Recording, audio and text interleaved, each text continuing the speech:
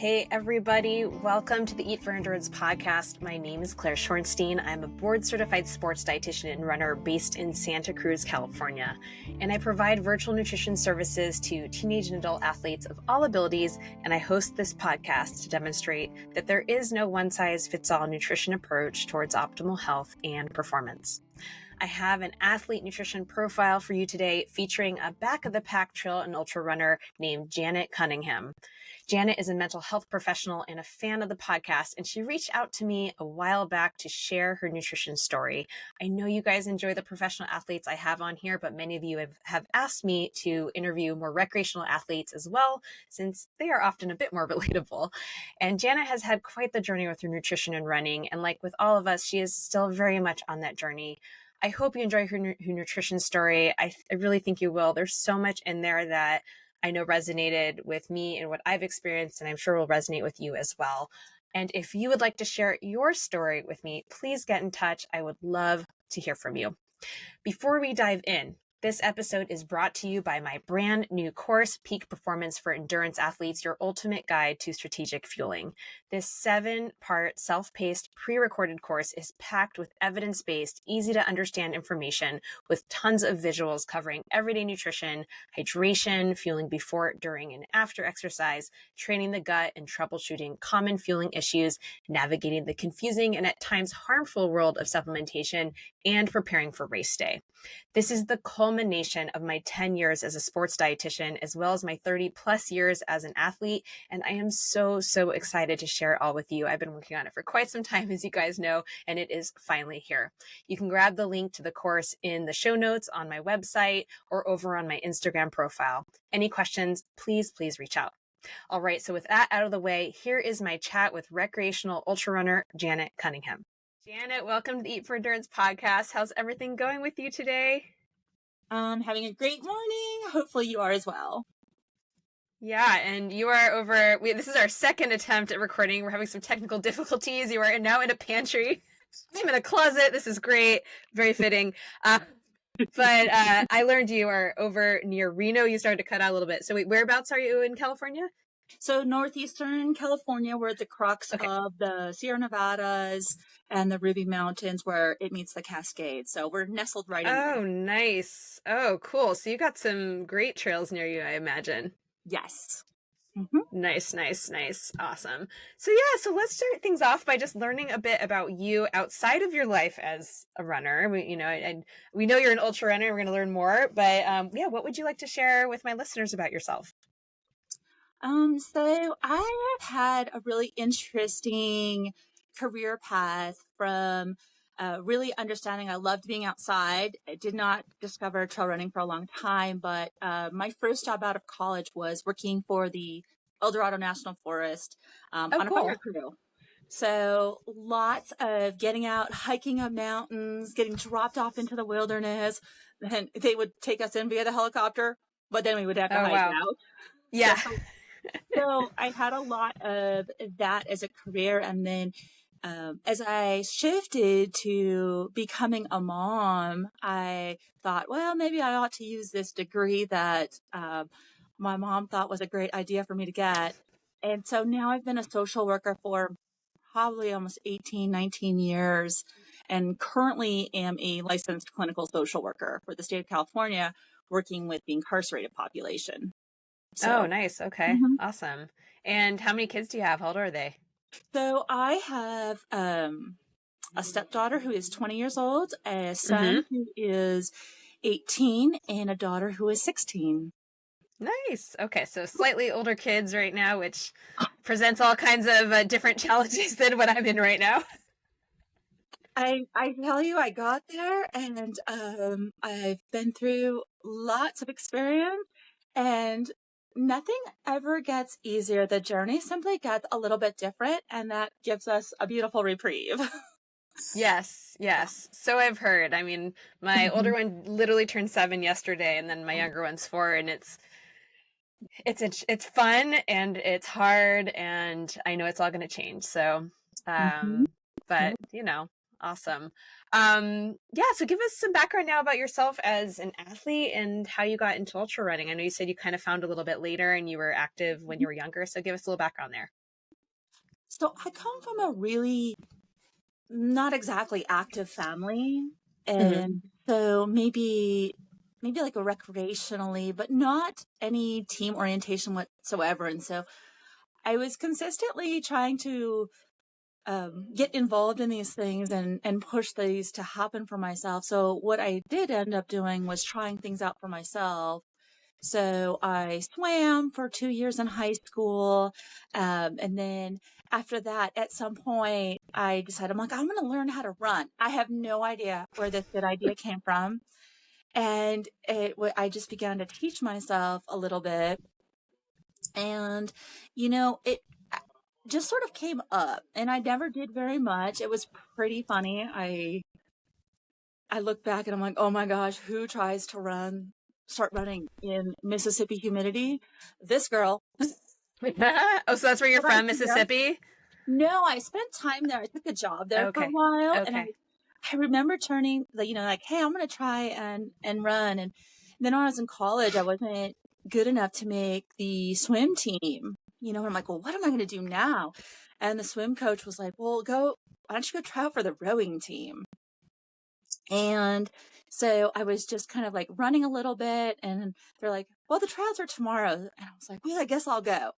And so that the focus became on rowing and 2000 division champs. So Hmm. pretty exciting. And that also tells people how old I am. Yeah. But it was pretty cool. What I think was interesting about that experience is that I definitely felt like the 10-mile run was some sort of punishment because we were not taught how to run. We were not taught how to fuel. And I really began to experience my first things of other women saying things such as, well, you're weighing down the boat. And Oof. so it was really my first experience with food as weight, as negative, and being a young in that was in my first year. And because I remember as my novice coach, and I remember I was one of her strongest. I happened to be pretty tall, so I'm basically built to row in a boat. Hmm. And I, immediately left to my own devices, thought, well, I'm not going to eat at all. I'm going to lose weight and then I will not be weighing down the boat. And Mm. it went an interesting direction because for rowing there are two types of races, and we would have time tests. And I ended up experiencing what happens when you don't eat is you can't perform. And I was doing an on land, it's an ergometer rowing machine, and I got about halfway through my 2K, trying to PR. By the way, that was my goal walking into this as an 18-year-old. Yeah. I fell off the erg and just crying. I was so weak. And I really hated that weak feeling. And my coach got the whole story out of me. And it was interesting because it was such a unique time where I'm probably considered on a bigger size athlete, and I hadn't really taken the time to really let that bother me before. So it was Mm. so intriguing how the team dynamics really then began to plant this super negative seed. And fueling was already hard enough. I had zero money. I had a teammate who would support me with leftover food once a week. So Mm. it was a very interesting way of experiencing athleticism. And I have been really motivated both with my career and my own uh, children is how to eat, because it's been such a journey that, particularly for me, I think many people we're often in this space of eating, and unfortunately, food became an enemy rather than what it really is our best friend to get Mm. to where we want to go. And so, I love that space. My coach was great. I love my teammates. I'm been able to be lifelong friends with them. And I think that experience really taught me how to seek out healthy teammates, how to have lifelong friendships, and that I'm a person who, as soon as I'm not officially on a team, I have to find my own team. Yeah. Yeah. So and that's where it's been interesting because, you as a mom, I got into a space of working out and just doing my own thing and trying to feel everything out. And my favorite thing was really when I was able to start focusing on myself as my kids got older. I changed relationships. And that's where I realized I got back to those roots. It's not just about going to the gym. To me, going to the gym is not fun. For anyone who it is awesome for you, I recognized that I love getting outside as much as I love getting outside with other people. And so I kind of fell back. I'd gone back into rock climbing, which is something I also did in college. It was super fun. And it turns out there's a lot of people that don't want to try rock climbing. And I live in a small community, so no one would go climbing with me. And I'm like, except my kids, So my kids Yeah. are both skilled climbers. And I joke about this all the time, but I essentially got into trail running in 2019 because I went snowshoeing with this group one time, the Susanville Runners, and I'm like, I need friends. I need to meet people who want to do stuff I want to do. And then the snow melted, and I'm like, oh man, now these people are going to actually want to run. It's like, oh, but I don't think I want to do that. And so running really was something that Violet filtered in for me earlier. It's very much rooted in the space of, I really want to get outside with other people. And the community, as I'm sure many of your listeners and you as well understand, is extremely welcoming. And especially for self-doubters, I reached out. My friend Linda Powell, she started up Susanville Runners maybe 10, 12 years ago, maybe even longer. And she's Mm-hmm. our local race director. And so she's Mm-hmm. always recruiting. So she's got recruiting nailed down. So if she found out that you've ever thought of running, or you might want to run, You're in trouble. yes, she will get you out on the trails. And I was like, oh, my pace, oh, this. And she's like, just show up. So, I laugh because, as we're coming up on that being 5 years ago, I'm thinking to myself, how many good ideas has she talked me into since? How many good ideas has my friend Carol talked me into since? Like, it's just mind boggling. And I how many love that. times, my kids are amazing aid station volunteers, well trained. So it is about that space. And I have to be honest with you, I'm now a proud reproduction of Linda. Is I'm constantly convincing other people, if they don't want to run, then they can volunteer at one of our races. I'm like, I've got an activity. You're like, I don't want to run. I'm like, oh my gosh, there's this aid station that really needs some support, and we're super fun. Love it. That's great. I love it. So, I mean, for you, it sounds like, I mean, there's so much to unpack there, obviously, and we'll work through it.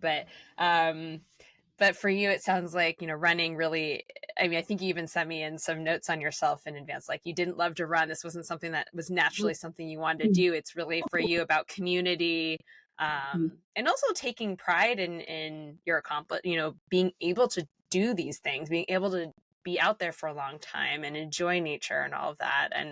And I think most of us can relate to that. I mean, I know for some people running is very much a solitary thing. But I think for most people, and I include myself at least in this, I have times where I really want to be alone and I really enjoy being by myself. And then other times where it's like, I crave that social aspect. For you, are you ever craving alone time, or is it just like you have to be around people when you're running? Well, I definitely feel like it depends on if I can really be my best self, if I, can access support, or I need to work through something on my own.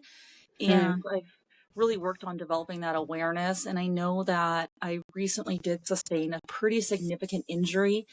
And so I've been able to balance that out. I've done interesting different things of like going off and running races on my own. I've run with races with the group. It it seems like it's something that has to be personally decided, and I think that it's so important to understand the energy we bring and the energy we might need on any given day. Um, and so sometimes that's what I also do love about the people that I'm able to run with is they have a pretty good recognition too. Sometimes I'm like, you know what, I'm just going to be here in the back doing my own thing today. We all started together, but maybe that was just to get me to the run. And I Hmm. really need to be in my own space and managing that energy. So I do feel like it is very individual, but I'm definitely going to be on, you know, last weekend I was able to be with the group for the first time in probably 5 months. And, Oh you know, dear. Okay. it just made me so happy that I could be out there Hmm. and doing something. It feels like home. So, like with any family, you kind of have to assess your motives, assess Yeah, your yeah, yeah. mood. And and what's amazing is that at least what I found in the Seasonal Runners, as I run with a couple of really particular people, and they when you end up knowing each other really well like that, you can do that for each other when we're not really great at recognizing that. So it really it's a space of no judgment, totally free. You can have a bad mood, you can have a good mood, you can run with them, you cannot run with them. No one's taking anything personally, no one's competing. Everyone is saying, hey, how do we be our best us today? Mm. Yeah, I love that. I love that. What injury? I know you have a history of multiple injuries. This is not your first. What are you struggling with right now? So I guess a bold PSA is it's a backslide to drop negative things that are very, very heavy on your foot. It turns out your foot is not indestructible. And so I ended up with a fracture and some tendon repair Wait, what that did you drop on your foot? potentially my own trailer. What? Holy moly. Okay, Yeah, that's heavy. I dropped my Peloton on the top of my foot, and that sucked, but that's not a true. yeah, it didn't lock out in the gravel, and Mm. um I had skill working it on flat ground. I had potentially not the best boundaries on that day. So I will say the good thing about being strong though is I did lift it off my foot. Oh, So, wow. you That's know, crazy. a Okay. little bit now that I think about it is so 15 screws, two plates later, they just Oh, came out 2 weeks ago and I got lucky enough to have first off, an amazing surgery, and second of all, an ultra runner. So he knew how to deal nice. with me. An ultra running surgeon. Like, I haven't found one of those yet, but that's really Yes. cool to know they exist because so far I've just had Mhm. doctors that are like, you're nuts. Oh no, he thought everything was talking about was completely rational, but then he held the realistic Sure. time frames, and I have to say, what was really nice is he. So I got an entry to Bigfoot 200 in Mm, 2024. mm-hmm, mm-hmm. And I kept trying to convince him that this was still on the table. And so he's really the one who guided me back in December to look, um, this isn't really going to happen in 2024. And Mm, we discussed it, and I've actually deferred to 2025. okay. But what's actually exciting to me is I do feel like any other surgeon would have been like, you're never doing this again. You're never running again. I know. I know. I hear you. Right. And Totally. all he Yeah. did was kind of caution me at first.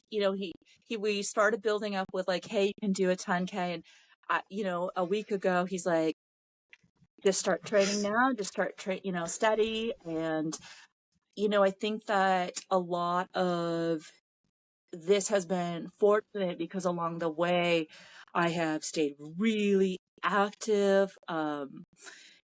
It's making sure to not go off that deep end especially when you've been pumping out 50Ks, 50 milers, 100 milers, and then suddenly you can't walk 20 feet to the kitchen. And It sucks. it's, so it's a real Yeah. emotional, you've lost what you do as your activity. And for me, it was definitely like all this exercise and fuel and food. I honestly admit that I did immediately go off the deep end of where I can't eat anything. This is never going to be okay again. I'm going to lose all my fitness. I mean, I spiraled into these maximizing thoughts, and I, really, this is where things came into play though, is my longtime running partner, Diane, was over here like 2, 3 times a week, walking with me around my yard on my crutches. That's so Just sweet. just to talk, keep me off the ledge. Yeah. I do have a nutrition coach that I've worked with for quite a while, and I can't say enough about why I think that people should engage in having a nutrition coach, a registered dietitian, is that especially us in this hobbyist space, we don't do this for a living, and we need help. And I have to tell you, right after the surgery, I didn't want to eat. And, my coach is in my ear, like, you still have to feel your body to repair itself. Go eat some more protein. And I'm like, I don't want to eat anything, you know. And, you know, again, like that long-term relationship. And I feel like she was really able to transition into that space of life coach, and really, hey, we're just focusing on sleeping. Are you eating? How are you caring for your body? And the remarkable thing about that is, as I recovered from one surgery, she gave me that space as well. So I could whine to her rather than going to the comfort of, even though right now I'm sitting in the pantry, I'm not eating anything. Uh, and keeping me into focusing on health, and rather than getting into those obsessions, right? Because when we're injured, our first go-to is things we can start controlling. And Yep. many of us, food fits that role, and yet that's not our healthiest. It doesn't match our goals. And so it's really something that, she shifted me my percentages of my macros, and encouraging me. And I never thought I would have had to be encouraged to eat, but those first 2 weeks after surgery, and it was just Yep. gentle encouragement. Why don't you try this? And then it would turn out, like, hey, I can, I was telling her, all right, I don't think I want to eat, but once I start eating, I can eat. So it's really been a great experience. And I feel so fortunate, not that I got injured, but that I got injured at a time when I had spent a lot of investment into learning. I have been, my coach for nutrition is Audie out of 406 Barbell. And so she predominantly coaches weightlifting athletes as well as nutrition. So it left a hole. So I have been listening to your podcast for about a year and a half and taking notes. Like, I'm sitting there and I'm like, Oh, nice. not listening to the run notes, especially like, okay, when I was like calculating out carbs per hour and all of those things, and then balancing and making all this effort into researching, is that and this is why I love what you do, is it gives us that opportunity to engage with why we're doing something. Hey, I'm eating 60 to 90 grams of carbs an hour because I'm trying to get to the next aid station. I'm trying to get to the next goal. But it brought in just a really beautiful process rather than, so like finishing that race is, I mean, it's just the cap of all the joy from learning about, you know, and testing. Like I would listen to something that, you or a guest said, and I'm like, I'm gonna go try Yeah. that out. And then writing Awesome. down, like, does it work? Does it not work? Because we're also individual, Totally. Totally. so I think that that's been it, it's been really fun. And then obviously I'm a chatterer, so at 5:15 in the morning, all my teammates that I call them out there, our morning crew, I'm like, oh, Diane, guess what I just learned about? And this is what I'm gonna try. And then I'm like, Carol, this is another idea to try for food. Like, have we considered this yet? Because she's our resident researcher on the team. I love this. That's so great. Oh, well, I mean, that means the world to me to know that, what I'm putting out and what my guests are saying and everything, that this is resonating with you and you're trying things out. And you're absolutely right. I mean, not everything's going to work for everybody. But, and kind of, again, we just covered a lot of stuff here. But the injury piece, and we're going to circle back to injury, because I'm going to rewind in a second I want to hear a little bit about your kind of early nutrition memories and such. But with injury in particular, I see this all the time. As you said, like the first instinct is, I can't eat anything. I'm not moving my body. I don't deserve food. I don't need anything. I'm just sitting here. Like I'm going to get fat. Like I'm losing my fit. I mean, it's just like down the negative spiral, when in reality, and I'm sure you listened to my injury episode with Kelsey, but I mean, in reality, we're in a state of increased need. Like when we're injured, our bones our muscle, like whatever it is that's going on, especially if it's a bone related injury, especially if you have surgery, I mean, we need more energy, we need more protein, we need micronutrients, we need all these things. We can't be cutting back. And on top of that, especially if you're at a point where you're cross training, and I see this all the time, then people go into like crazy cross training mode where they're like doing the elliptical forever, or biking or whatever it is. So yeah, absolutely. Injury is not a time where we can afford, if we are concerned about health and getting better, we cannot afford to cut back. This is where we have to, and this is the hardest thing ever, we have to somehow separate ourselves from this notion of, I have to maintain my weight, I have to do this and that. It's more just like, let's bring focus to our state of health and how can I support my body in the best way possible, like coming at it from that angle. But yes, as you said, we're not always hungry. Appetite probably plummets because you're no longer running however many miles you're running, so that is most definitely a challenge. And it's one of those things where, yes, maybe we shift things around a little bit, and maybe you don't need quite as much, say if you were running like 100 miles a week or whatever it is, or 50 miles, but you still need a lot. And trying to figure out strategies to get the nutrition in. So yeah, injury is a really big one. We'll circle back because I know this is not your first injury.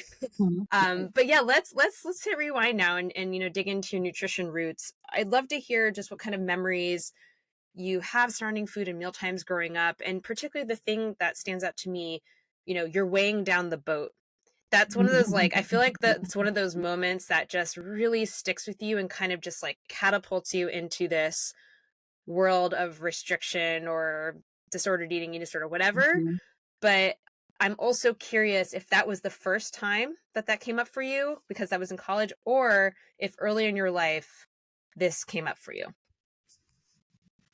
So definitely think I have accrued quite a bit. And so the two questions actually interconnect. My earliest food memories, I come from an interesting family dynamic where my dad had a lot of gastrointestinal issues. And so we ate really plain food. And there was, everyone's doing their best at the time that, that we are in. But I would say from at least the age of 8 on, food was something to concern me. My dad having those issues, my mom maybe having a little bit more weight. And so I witnessed a lot of criticism around the food being made, around how my mom looked, and then it was really confusing to me as a child because my dad consisted on a diet of Dr. Pepper, Oreos, and Pringles potato chips. No wonder you had GI issues. Right? I know, I know. Again, like I look back and I'm like, this was definitely, the 80s. Sure. And so you look at it it's actually my mom was very nutritionally sound, where I look at it and it's very interesting because she was raised in a family that was very focused. She'd had two aunts die of diabetes. And so Mm. my grandmother raised her really specifically. And so I had good whole food. My dad Mm-hmm. was the one who loved the junk food. And Mm-hmm. so my brain had a really hard time understanding the messaging of my dad's complaints versus what I saw him eating versus what we were allowed to eat. And so, I have to laugh a little bit because, really when I'm at the starting line, I'm often you know, I'm not a rail thin runner. I remember I was perfect for rowing. So I'm built really sturdy and really tall. And so, and How tall are you? I am just under 6 foot. Oh, wow. Okay, you are tall. I sure am, and I'm just not small. You Nor know, do you have to be. yeah, right.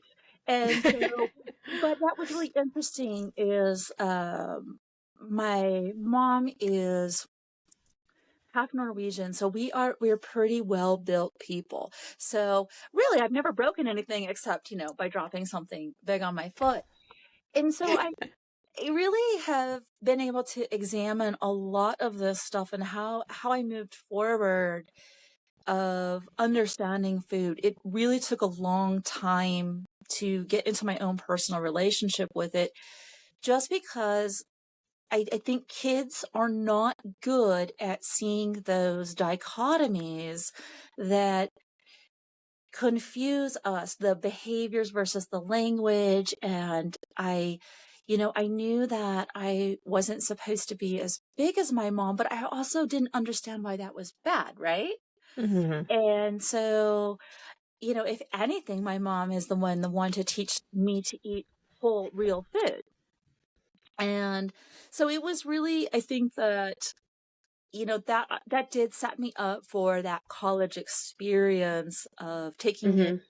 more seriously than I really needed to. And I know that's because the comment reminded me of the critiques that my father made. And, So your dad was criticizing your mom? Is that what was going on? yeah, Ah. yeah. Was your mom criticizing herself too? You know what? I have to say, my mom is not an emotional or expressive person. So now Ah. I would say she was. But at the time, I never heard her say anything like that. Mm. And so, I think that, and I've always been wonderfully accepted by her. I mean, she came to every swim meet she could come to. She would drive all the way up to my races to watch a 10-minute race and then drive 6 hours home just to see me race Oh, wow. one time. So, I, and I really actually, I look back and I do not, you look at the cultural times. My dad, really didn't, it's not about, interestingly enough, there was no intent to be negative, but the behaviors and statements that he engaged in were negative and impacted me, and even in fact impacted my brother, which is, you don't often hear young men talking about it, but my brother is able Mm. to chat about some of that impact. And, at some part you grow through it and you recognize the beauty that we have is that we can, not only can we do differently in our life, but I can speak differently to my children. And I know that I I have had some undesirable tendencies to adopt some of that negative self-talk. But the only thing we can do is continue to work on it. And that's also why I love the space of podcasts like yours, is this is something for my daughter. And she really, I would say, is the one who called me out on saying anything negative to myself. So I wish I could say, I know I'm a therapist, I should do better, right? But that's not how it always works. And Definitely not. I mean, yeah, as a dietitian, my nutrition is far from ideal sometimes. right? So I It's can real 1,000% life, relate to that. It's real life. We're human beings. We're not machines. We're not perfect. We're not textbooks. And so I think once we adopt that humility, and so each time, I think that's what's been really exciting to me is, look, my dad and my mom had the information they did in the 80s. I have the information I Yep. have now. When my daughter calls me out, how can I then speak back to her and say, you're right. You know what? I shouldn't say that stuff about me. That's totally unhelpful. It's not productive. And I don't even know where that came from, but just strike it. And, and now, the conversations we have, before my daughter's a dancer, and before she goes to dance class, my questions are Hmm. like, have you had a snack? You got 30 minutes to go. You probably need some carbs. You're not going to have any energy if you don't have, I'm like, like looking around the kitchen, Yeah. so Yeah. so now we talk, I'm like, you know, even, and she's not always hungry. And I'm like, well, okay, just, what are you going to do? I'm like, okay, well, do you need some protein to start the morning? And it no matter what, it's always around, hey, what do you need to do what you're going to be doing next? And Hmm. Feel so, the work you're doing. and I love it because, again, so now I'm able to speak to her in a way that my parents couldn't speak to me because they just didn't have the knowledge, or the personal capacity at the time. And that's what I'm really hoping, that when I get to chat with people and I get to chat with my daughter, or this gal in our run group, Monica, she has raised her babies up in the group, and they're Oh, two young girls, and I love doing shout outs to them from like the middle of my race. And, but they've seen all of us eating along the runs, because now they graduated, they can ride their bikes next to us when we run hmm, and up the hills, from being in the stroller. So they're always seeing us eat snacks, take care of ourselves, and talk about being strong. And I thought, oh, this is so amazing that I'm seeing so many young people get the opportunity to hear about being strong. And I'm so excited, really, for the future in this work, because it's going to shift generational health. So, absolutely. And for sure. And I mean, I'm immediately reminded a friend of mine. She runs with these ladies who, I mean, it's more like road running kind of situation, but these ladies who are, I think, in their 60s, 50s, 60s, who are crazy fast.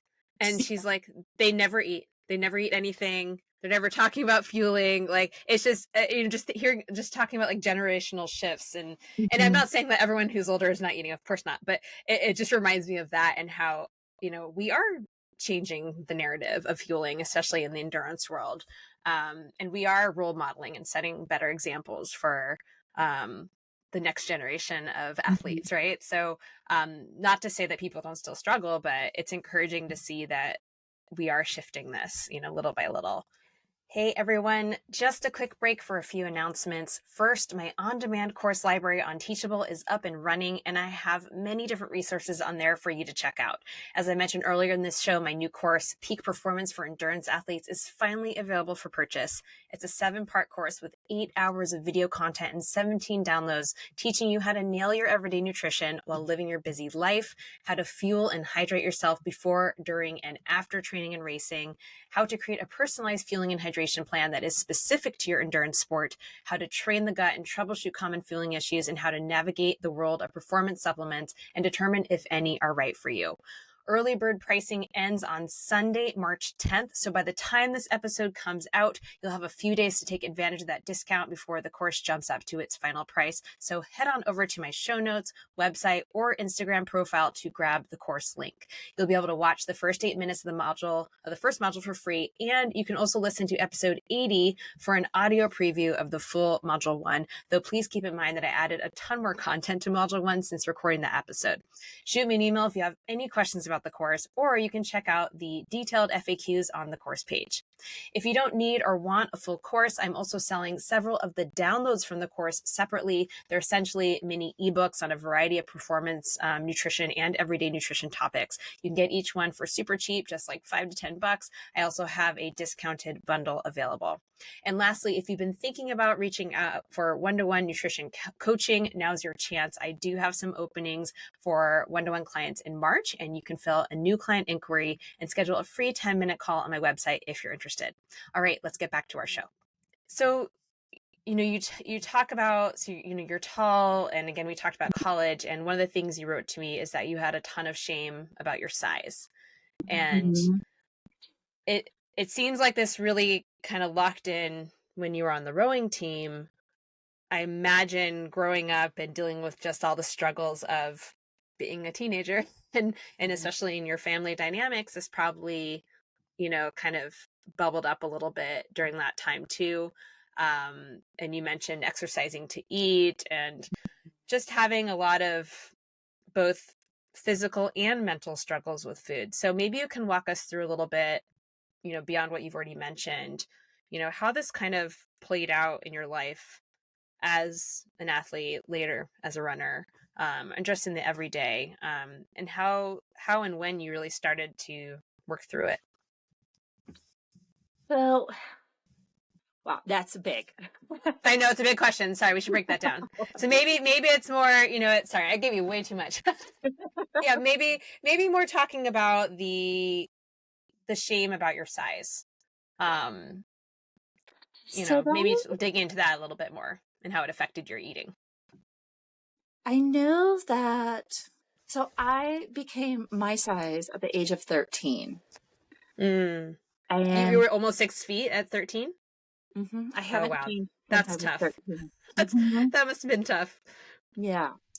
So, and it was hard because in high school in the 90s, and girls my size could not shop in the mall, right? When going to the mall was cool, and that's how you got clothes.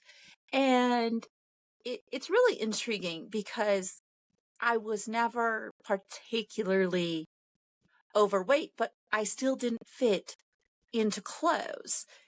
And, that was compounded as well too. Like my family was not very financially well off at that point. And so it brought a lot of feelings. I really I still struggle to try on clothes. It's just uncomfortable, all the way up through. I couldn't wear any of the long available prom dresses. I had to get a short dress. But I began to see is that my world was narrower due to my size. And then as well too with, that fear of my dad, of me being bigger like my mom, it led to some interesting secretive eating, right? I didn't want anyone to see me eating. I had joined the swim team, so I was super hungry, and all people did was talk about how they were going to go get donuts afterward. And so it was really just this whole maelstrom of confusion, especially in those teenage years, that without really any guidance, my world got narrower. And then as well too, I feel like I just had coaches of the time, who really thought go run 10 miles was good advice for a workout, right? Instead of like, let me watch you run, or take some food with you. And so what I look back on those years though is how often I was tired and how I didn't feel great after workouts, and then why some races were bad and some races were not bad. And I had no idea how to eat at all. And then let alone now I have to put on a unitard and go out in public and Mm-hmm. carry a boat. So those are not all that forgiving to a young college age woman. And so as well too, I was at a Division II school. Got to shout out, go Ags, UC Davis there. So we were not a Division I school. If I'd been at a Division I school, first of all, I would have had to actually know how to row before I made the team. But I would have looked Yeah. like the rest of them. I would have been the short one in the bow instead of being the Yeah. biggest one in the middle of the boat. So I was surrounded by teammates who were smaller than I was. So one fortunate thing, I did have a very good teammate who was all about strength, and actually she currently owns a CrossFit gym in Montana and does all these Go Ruck events and is amazing with her. I mean, she's just a beast, and I adore her because really she did keep making sure that I was eating food along the way. And whether it was I had no money, so she would get me a big burrito once a week with all this meat in it. So I had glimpses of people paving the way.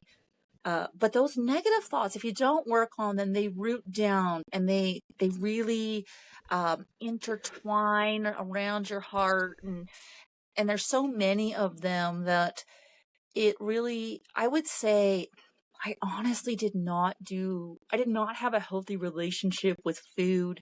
I didn't even begin trying to have a healthy relationship with food until I was maybe mid-30s.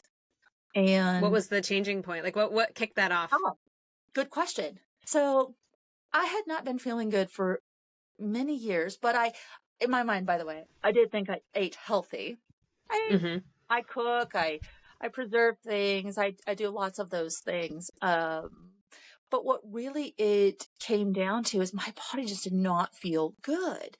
And I had been noting concerns about my body not feeling good vaguely for about 15 years. It was in 2001, though, that I went to a doctor about some of my experiences of feeling very lightheaded, almost passing out. And his actual words to me were, I think you just need to push the plate away. What? Yes.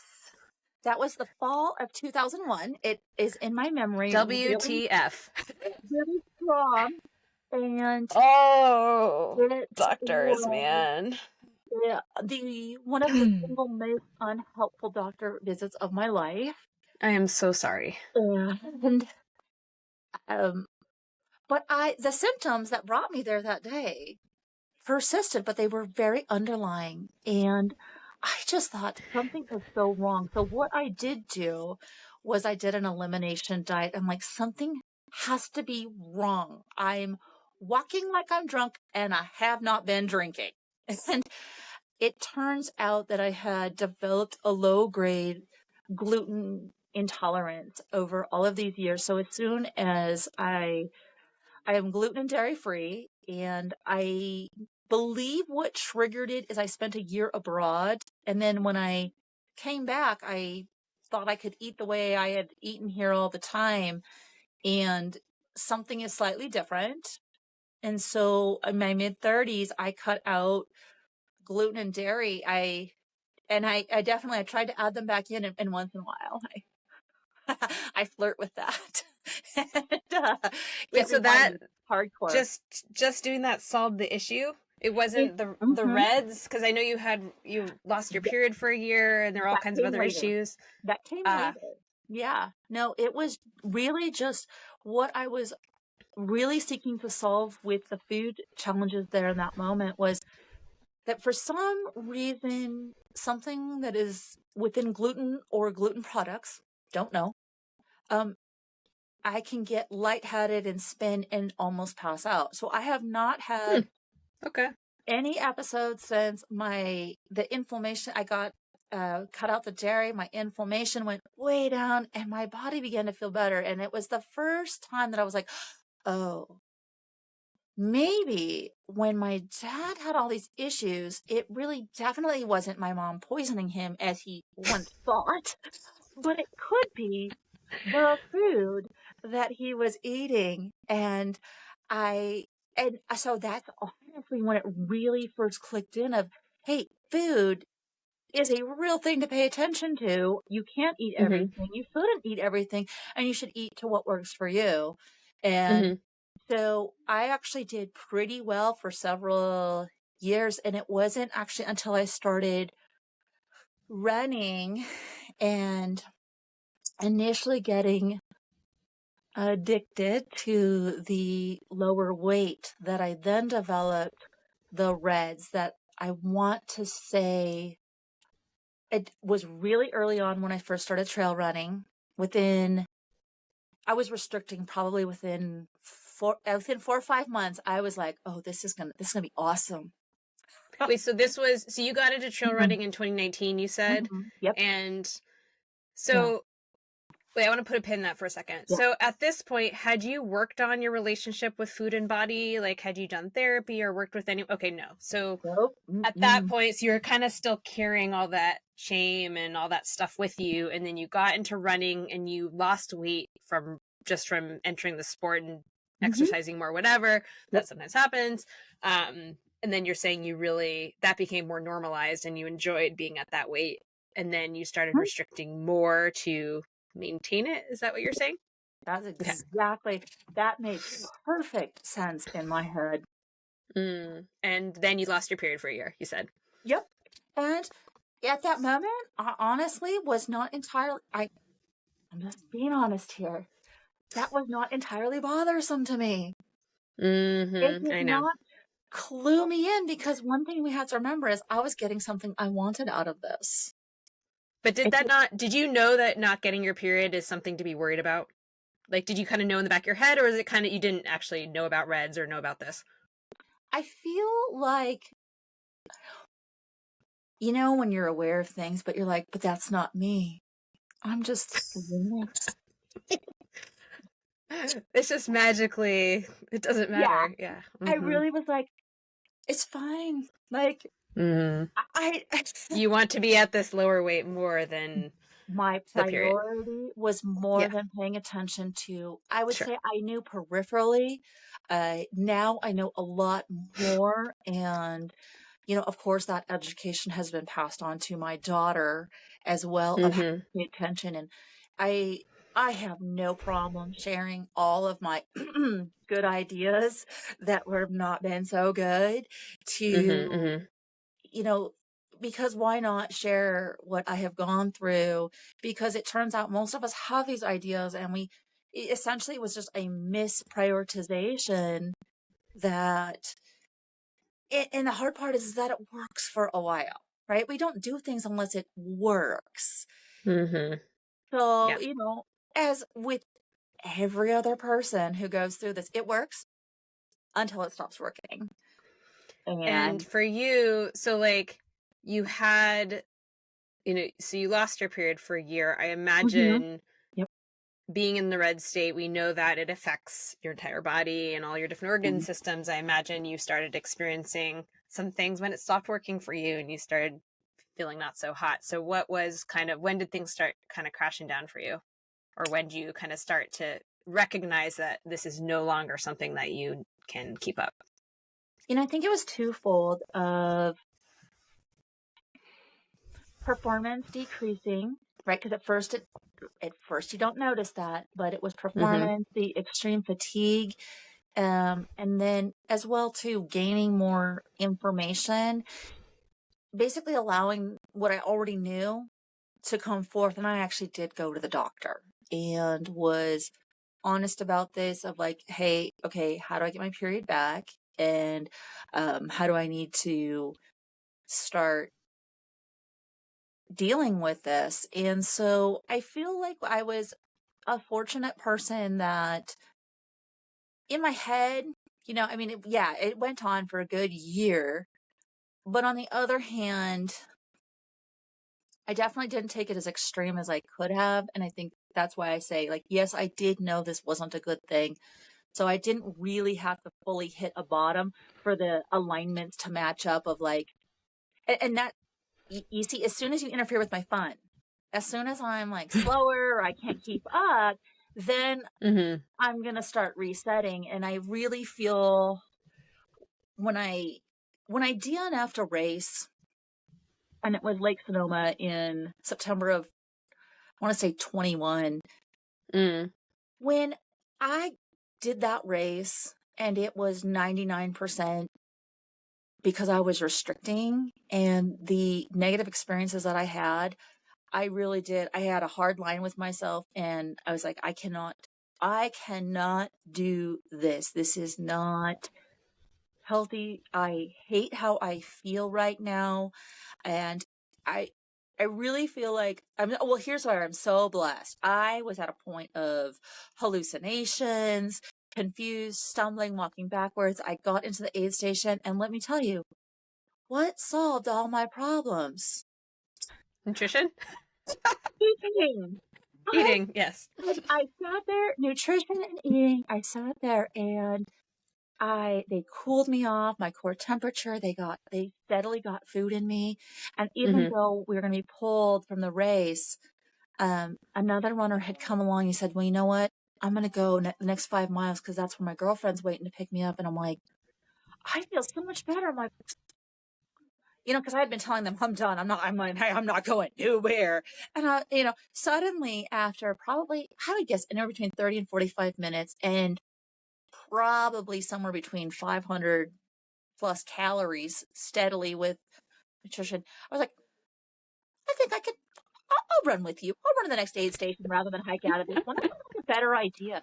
And I did, and I felt okay. And that moment, I mean, you hate failure in the moment, but I love nothing more than I failed in that moment because it nailed that. The only reason I failed in that race that day is because I did not care enough about my body to fuel it to do the things my head wanted me to do. Yeah. And so that was the moment that I have. And yes, guess what? This girl has gained weight, and so what? Like now I can do everything I want to do, and I will say this is the point though that I think us recreational athletes really ought to pay attention to is I decided, okay, I'm going to do better. And I did start to do better. I know that it's a privilege to have the resources to work with someone as yourself or, my coach that I'm with. I cannot say enough. A nutrition journey and recovery, we need help. We need so much help. Doing it alone, I just don't advise. I have seen the most gains from having a nutrition coach than anything else in my life. I then began to just step up my game. I racked up wins. I learned. I am so strong. And I think that, I'm so excited because I have to tell you too, I've been waiting for you to put out your series because I'm going to buy that for my daughter. Oh, cool. Oh, you Yes, mean the course? yes, that is, Oh, yes, it's coming up. It's coming out this, well, I, by the time this comes out, it'll be out already, so that's super exciting. I have Awesome. been like waiting for this and telling her about, this Well, is I'm what we're sorry going it's to do. taken so long. This is like, I swear to God, it started out as like a 1 or 2 hour like webinar, and then it just kept growing and growing. And finally I was like, you know what, F it. Like, I'm just going to basically pour all 10 years of my experience working with athletes and other active people into this thing and just put it out there because as you said, it is a privilege to, not everyone has the resources to work one-to-one with somebody, a registered dietitian or whoever else. And not everyone needs it. I mean, sometimes like as recreational athletes, yes, we absolutely need to make sure like everyone has the knowledge. Some people are really self-motivated and they can take a course and do their own thing and learn and figure it out on their own. Other people need a lot of help. Some people have a lot of really complex issues. Other people don't. You Right. know, once in a while I get a client who's like, it's very straightforward and we just go through it and boom, they're on their way. It's not as common, but it happens. And then some people need like a whole team of support, you know, whether it's a therapist, a dietitian, all these other people to work through a lot of really heavy things going on. So we're all different. We all have different needs. We don't all need one-to-one coaching, but sometimes if it's available to you, it's awesome, obviously, to have someone personalize things for you. But I mean, that's also why I created the courses, because not everyone needs or wants it. So, but yeah, I think as recreational athletes, people kind of think to themselves, oh, well, you know, yeah, I'm not paid to do this. This isn't what I do. I don't run as much as these pro athletes out there, or whatever it is, and thus I don't need to prioritize this as much. But you do, because Oh, 100. your body does not know that you're not an elite athlete. Like, yes, obviously you're not training. You may not be training as hard, although I get recreational athletes who are highly competitive and they are training so much. But we have to make sure that we're taking good care of ourselves. And reds, like I see reds in recreational athletes like every week, like all the time. I see people who are underfueling. It's the most common thing I see. And I think if anything, pro athletes, not that they don't also suffer the, you know, or struggle with these things, of course they do, but because they do that for a living, they're almost more likely to really make sure they are fueling themselves fully, because they have to perform. As recreational athletes, yes, we want to perform, but also it's not what we do when we're juggling 1,000 things and can't take like a 3-hour nap in the middle of the day or whatever. You know? So yeah, I love working with recreational athletes. It's the bulk of my practice. And you know, because like myself, I mean, we're all living busy, real lives, and it can be hard. And even I still struggle with these things. I mean, I mean, literally, what was it? This past weekend, my daughter had her 7th birthday. It was the day after a long run. It was a rest day, but I still really needed to stay on top of my feeling. And I did it, and I felt it. Oh my God, did I feel it? I ate, I just didn't eat consistently enough, and I didn't eat enough. And I felt like garbage that night, like garbage. And it was hard to recover. So we really, whether it's on a macro or micro scale of like not eating enough, you know, especially once you're accustomed to eating enough, when you don't, like, you notice it so much. I'm sure you do as well. But yeah, so I'm really glad that you were able to kind of stop yourself and be, you know, recognize that you had to turn that ship around. Everybody's path to regaining their period is different. I'm curious what that looked like for you, in case there are other listeners out there who are on that journey right now. So it was actually what was the most helpful is that the doctor just, did put me on a medication to get it jump started. Oh, And really? Which Mhm. one? I have to admit, I have no idea. Not birth control, right? No, Or mm-mm. maybe. Okay, Nope, good. nope. I don't think with Because that. that's not what we want. Okay. No, Was no. it was it It was like an estrogen patch? it was something that I took maybe 3 or 4 pills, and it triggered my Oh, body to have okay. the period. Got it. And Okay. so, and then with strict instructions, which it's interesting almost that I took it seriously, having had a doctor tell me in one instance to push the plate away, just that this was eat, this will only work if you start eating more. And I really did get lucky enough that, it, it was a good talk, scared me enough that I did. I did. I began eating and said, this isn't functioning. It's when I started listening to all the podcasts that I could consume, and I surrounded myself with people who were normalizing eating. And I Yeah. got lucky enough. I really did just start eating, and I probably would say,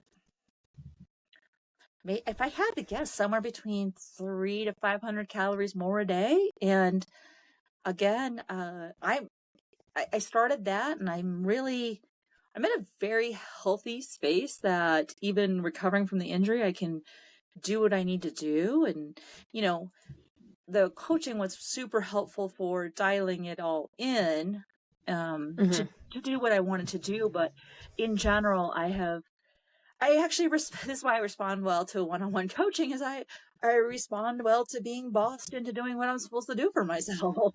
Yeah, yeah, totally, totally. Yeah. Uh, I, what let's switch gears for a minute. Tell me, I know you've had some races that you were saying you fueled really well, you felt amazing, all of that. Tell Mhm. me a little bit about actually, yeah, you said it was 2020 in 2023, basically before this injury, which Mhm. is not, so the injury was not sports related, it was just Right. this freak accident or whatever. Yep. So yeah, tell me a little bit about what that looks like for you. You know, these, you know, when your nutrition's going well, what kind of products you're reaching for, what kind of strategies, foods, whatever. Because I know you mentioned a 46K and a 100 miler that went really well.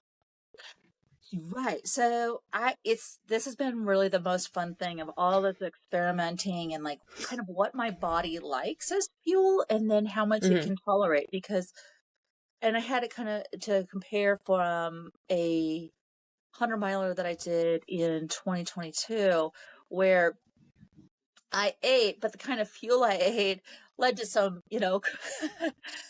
the runner's distress problem. So Mm-hmm. I Mm-hmm. had really focused in, and I began to note what I was willing to eat on a run, what I wasn't willing to eat on a run. And I have to tell you, on my race plan at every aid station, everything was calculated out. And so I also had backups, because at times you think you're going to be willing to eat something and then you won't. I will tell you, hands down, all day long at that race, I'm pretty sure I ate a Martin's bar.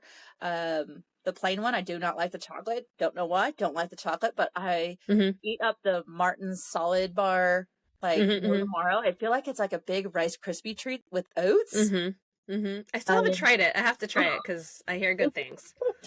I don't know. It is my one go-to that's going to be in at every aid station. And my body picks up the energy from that, and I'm willing to eat it throughout my race, which was just shy of 30 hours. Mm-hmm. So, and to me, I love products where I can calculate things out. So I've really done very well. And one of the game changers is recognizing that I have to do, because we as recreational athletes are out there longer at that Mm-hmm. 30-hour mile mark, rather than those pros who are finishing the race in 16, 18 hours. We're building up a lot more food in our system. Yeah. So I switched to um, some liquid nutrition support. So I love real food. I eat some of my kids look at my food in my pack and they're like, "Oh my dear God, Mom, like what are you about to eat?" I I was, you know, um, I ran the Burning River 100 in 2023, and in Ohio, oh Ohio, for all the fun that I had there, not the best selection of gluten-free bread. So I was Uh, like, I am not putting that in my pack. That looks old and moldy. So I got these mission tortillas. They're gluten-free, spinach herb. And I'm like, this sounds like the best idea ever to make a peanut butter sandwich. And then oh God. It's not sad. interestingly enough, I loved it. My kids were just like, Mom, Horrified. if you're gonna eat that, and I'm like, this is awesome. And then I'm like, and can I have some ruffles to put in there? Texture and Like, salt. that's 50 Love it. miles. That's what I had my son pack me. So, so that was really nice, as I was able to be adaptive, because for us recreational athletes who are going to be out there 30 hours, we have to make sure, hey, how much fiber are we going to have, right? We need to monitor that. Mm-hmm. And how many, so being able to adapt, when you find yourself in a different state that maybe you're not used to, you're a little spoiled, like here in California, where I'm just used to going, and buying a loaf of gluten-free bread is pretty easy. So, you know, I definitely feel like that's where I've mixed in some real foods. I always Mm-hmm. paying attention to, you know, what we really do need, some I do like scratch chews, honey stingers. They make them gluten free. I definitely Mm-hmm. can tend towards that sweet tooth. So I think that's where I end up with that really funky spinach tortilla. I can't explain myself. I I did. I ate one of those at nearly every aid station, and I think that I'm very used to, as a gluten-free, dairy-free athlete, packing all my own food, and so that's been a really great exploration. And I think it's so important to check out at any aid station. Is there something here I'm willing to eat that? And that's where you're getting your potatoes, and I almost always will choose at an aid station potatoes. Not a big fruit person. I don't know.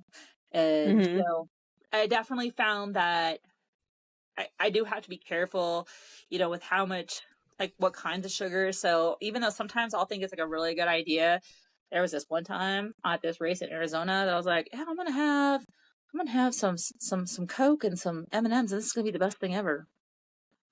Not the best thing ever. Not the best thing ever. So I really do stick like with, anything kind of simple, carbohydrate, and then I Mm-hmm. use Infinite is my liquid nutrition supplement. And I Mm-hmm. really, really like that because I'm a person who struggles to have quite enough potassium, and that will, if I'm in too much of a deficit with that, I can't regulate my temperature very well. So that's also something very interesting, that by being on this nutrition journey, kind of understanding how some of those deficits can play in for me, so that one's been really great for me.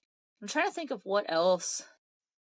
Yeah, Infinite's an interesting one. I haven't had too many runners use it, but a lot of my triathletes have used that one, and you can Mhm. personalize it, and so they'll have like their bottle on the bike that has slightly different formulation. The bottle on the run is a little bit lower and some things. So Mhm. I know some people really enjoy that company. Yeah, I think there's so many great products out there, and I There always really tell are. people, I'm like, hey, this is my experience. You want to try a scoop of mine? Try a scoop of mine. Like, So you try to skip someone else's, like, because our bodies are so individual.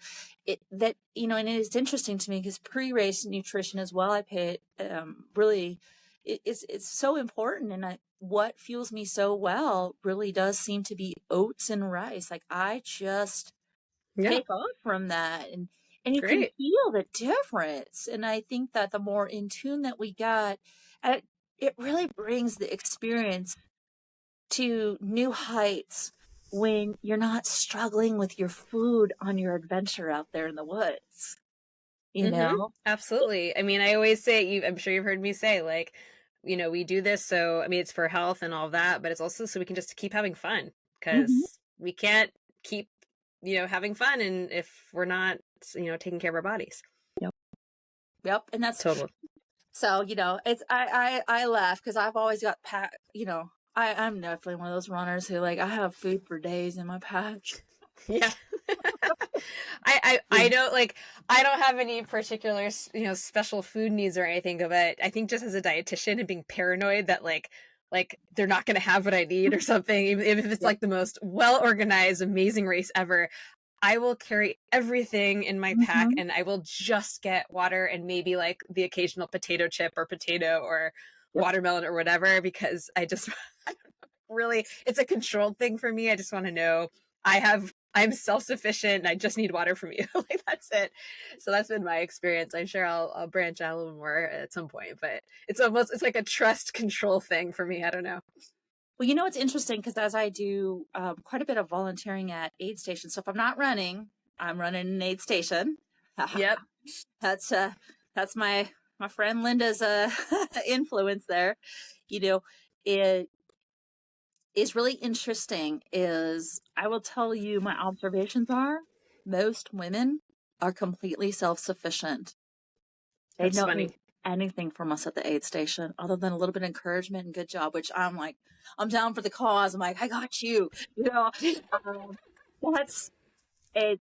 I think it's very interesting gender observation that I've made. So. Hmm.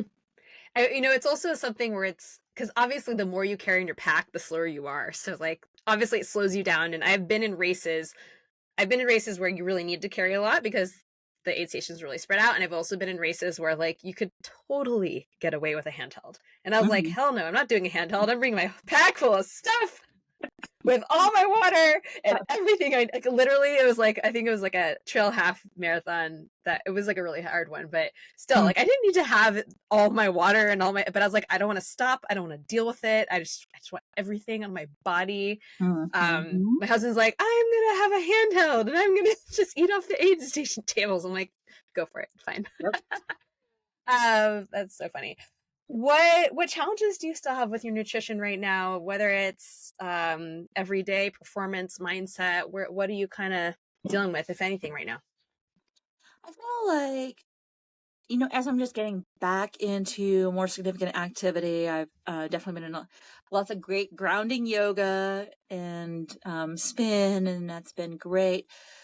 But I do notice of getting back into it is, I really think that my challenges are still sitting down and eating enough of a meal. And I know that I'm going to continue to dig into that and stay engaged. And I think that's where, when you ask that question, it's all of our goals are always shifting, right? With the season, with an injury, with new goals. And I find that once I pay attention in one area, I start slacking off in another area. And I did too much on Sunday myself, and then I didn't recover well enough.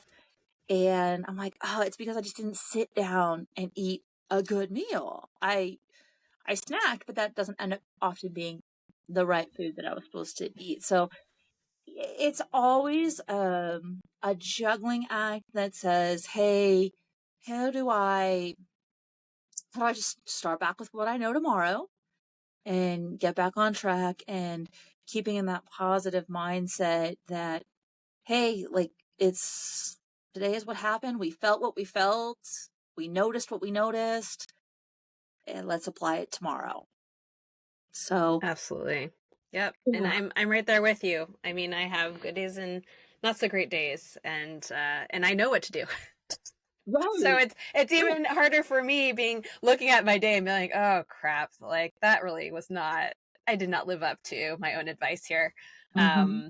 And even for me, it really takes so much intention, whether Mm-hmm. you're head down focused on a project or you're dealing with family, friends, pets, whatever. I mean, there are so many distractions in our life, and it's really Mm-hmm. easy.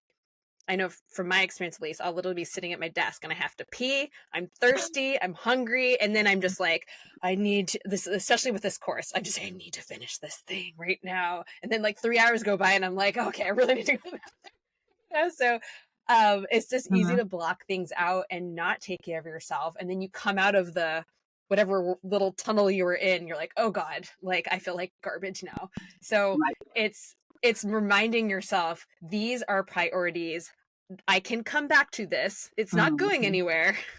It's Mm-hmm. even I'm reminded of my 4-year-old at school who like, occasionally she'll like pee her pants because she is so like involved in whatever play she's doing. And they Yep. literally have these little things that say save and someone's name on it. And she doesn't want to do it because someone's going to take her work, or, something's going to come, so it's like, it's the same thing. We struggle whether we're a toddler or we're older. Like it's that same concept of like just being so focused on something Mm-hmm. or being distracted by something else. So yes, bringing more intention. I am reminding myself to do this every day. And so if anyone's struggling with this, please know you're not alone.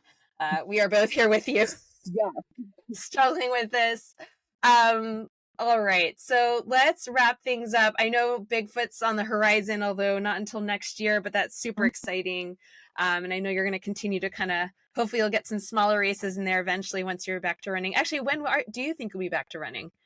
So I have started rebuilding, and I'm Uh-huh. going to, I don't want to miss out. So I'm going to do, we have a local race 2 hours south of us that uh, our friend Joyce is retiring, and we all work in a prison. And so uh, it's the Escape from Prison Hill. And I'm like, I'm not missing out. So I'm going to go hike that in, Okay. in April. And that's what I do Nice. love. I've shifted them to events. So I'm going to hike Mm-hmm. that. I'm Mm-hmm. going to the most awesome 46K that I had last year at Broken Arrow. I'm going to go back and do a shorter event this year because it's a time trial of the Iron Face Challenge. So it's super exciting. You get to climb all this elevation, scale across the rock, hook into harnesses and then come down. So that's going to be an amazing event. And, really honestly just keep building up in health and, have Bigfoot out there. The beauty of it is whether I get there or not, every day I get to focus on being healthy. I get to work towards a goal. I get to nurture my body. If I forget to nurture my body, be like, no, wait, I'm still important. And I get to come back to that.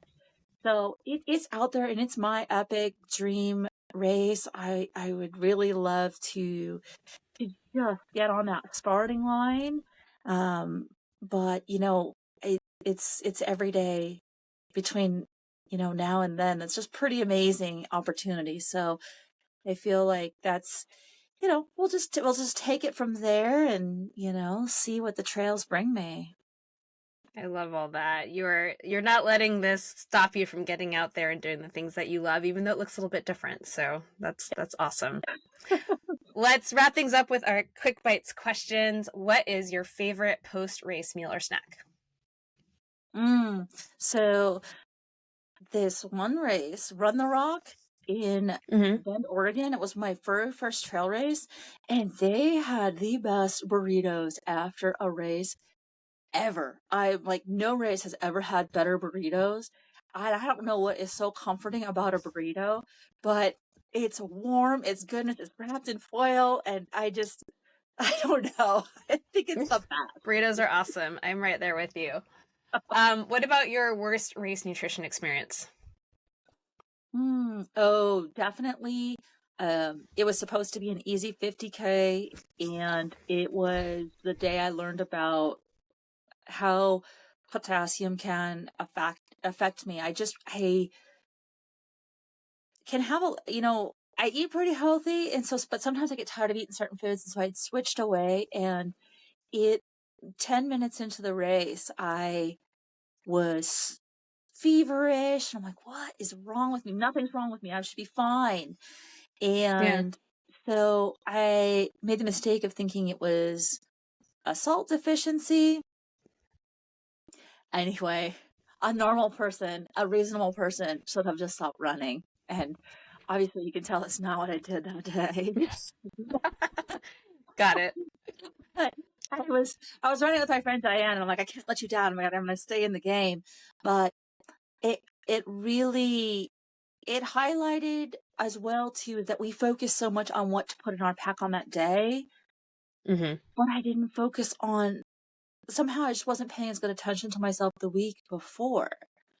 And we have to watch ourselves for these changes. So I definitely, I do not advise. I was like gulping salt, thinking that was the problem. Anyway, I ended up terribly sick. I was so bad. Oh, I'm sorry.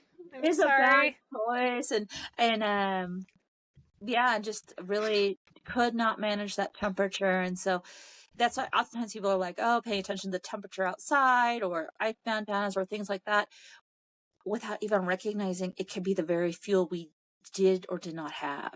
So it was me not taking that race as seriously. I'm like, oh, this is an easy 50K. I've already done this. Why? Who thinks like, let's not worry too much about this 50K we're going to go run. We'll just,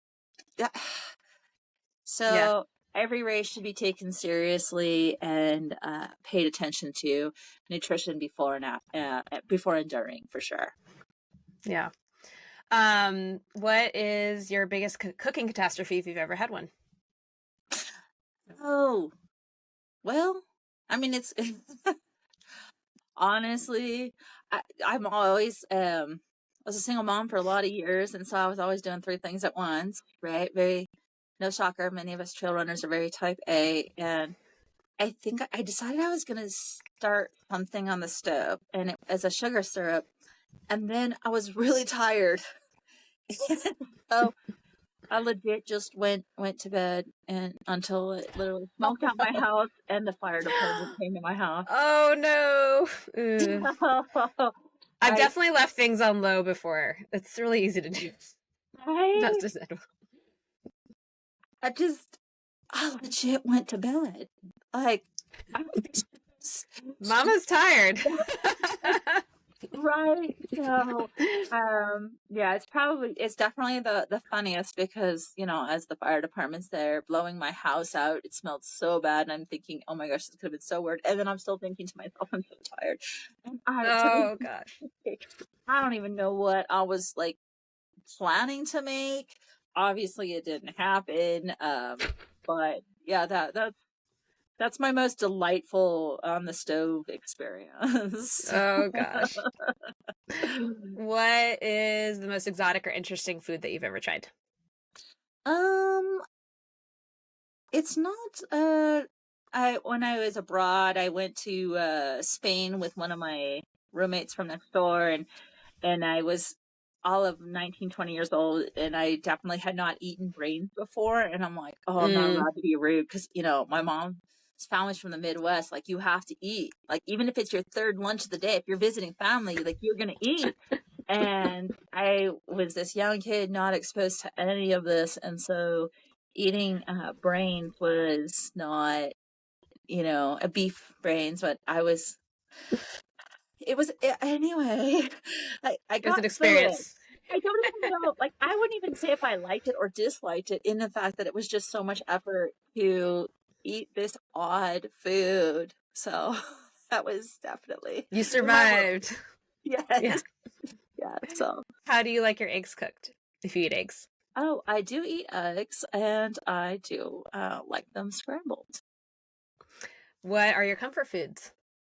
I make this for my friend Lisa and myself. I love this black bean brownies that I make. They're just so delicious, and I think it's like it's a good texture, and it's got a little bit of chocolatey, but it's the black beans make it. I like the way it makes the texture.